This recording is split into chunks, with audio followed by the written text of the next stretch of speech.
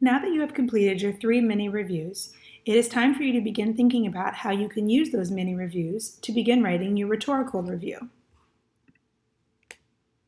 The mini reviews had the purpose of helping you engage with all 3 of the texts in your text set. So you wrote 3 mini reviews, each one was about 250 words. Your first one was a summary and an analysis of one of the texts from your text set. The second one was a summary and an analysis of a second text from your text set. The third one was focused on finding connections between all 3 texts. You'll notice that there are some important differences between the mini reviews and the rhetorical review that you're going to write. So the mini reviews focused on one text at a time. You paid pretty equal attention to summary and analysis within your mini reviews.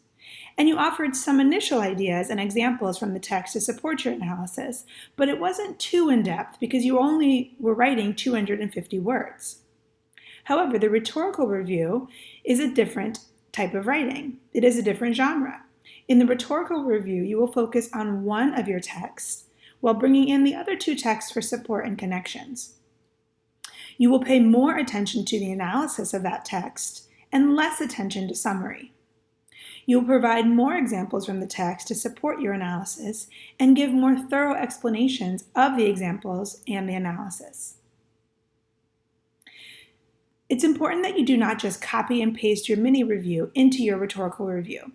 As was previously explained, the mini review was preparation for the rhetorical review. So you might think of it as a brainstorming stage that prepared you to begin the rhetorical review. It helped you to know which of the 3 texts you want to focus on for your rhetorical review. But the rhetorical review is a different genre. It has different expectations and a different structure. It also has a new audience. Keep in mind that your audience for your rhetorical review is an ENC 1101 book publisher. And so everything you write needs to be with that audience in mind. What ideas and pieces of support will be persuasive to that particular audience? And that's different than the audience for your mini reviews, which was made up of your peers and your instructor. The rhetorical review, as explained on the assignment sheet, has a structure that will include these 5 elements. You want to begin with an introduction.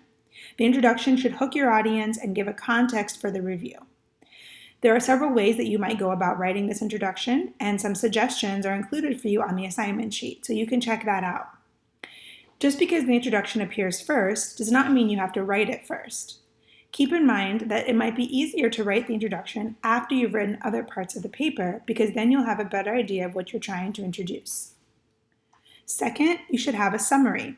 This will be a summary of the single text that you've decided to focus on. There are 3 texts in your text set. One of them is what you will write your review on, and this is what you will summarize here. After that, you will go to the evaluation. This will make up the majority of your review. This is where you talk about what the text says, so the ideas and the content, and you want to think about, is this content appropriate for an ENC 1101 textbook? Because remember, your audience is an ENC 1101 book publisher, and your purpose is to decide if the text that you're reviewing would make a good addition to the textbook. So not only are you going to talk about what the text says here, but you will also talk about how it says it. So things that you might discuss here include purpose, organization, a use of support, the explanations that the text provides, a use of visuals if there are any, how it addresses its audience, who is its audience, what's the vocabulary that it uses, what is its word choice, is it relevant to ENC 1101? This is where you're really going to beef up and add to the information you put in your mini reviews. So you can look back at your mini reviews as a way to get ideas for what you will write here, but this should not just be what you put in your mini review. It's going to be much more expanded, much more detailed, much more thorough.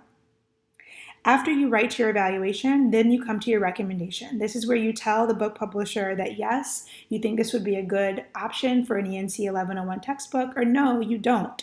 And then you give a few reasons as to why you're saying yes or no, and connect back up to your evaluation. And then you also want to end with a conclusion. This is where you give some overall reactions, some concluding remarks. This or the recommendation section might be a good place to bring in the other 2 texts from your text set, Remember, you're focusing on one text for your review, but you want to be able to show that you've read the other texts in your set, that you can show the ways that they might connect, that you're familiar with all of the texts. It's a way to build up your own credibility as a writer and a reviewer. If you think about a movie review, sometimes the reviewer will refer to other movies in a similar genre, and that's what you're doing here as well. You're referring to the other text to show that you understand where this text that you're reviewing fits into the larger conversation. So we wish you very good luck as you're writing your rhetorical review. And if you have any additional questions, be sure to refer back to the rhetorical review assignment sheet and also ask your instructor.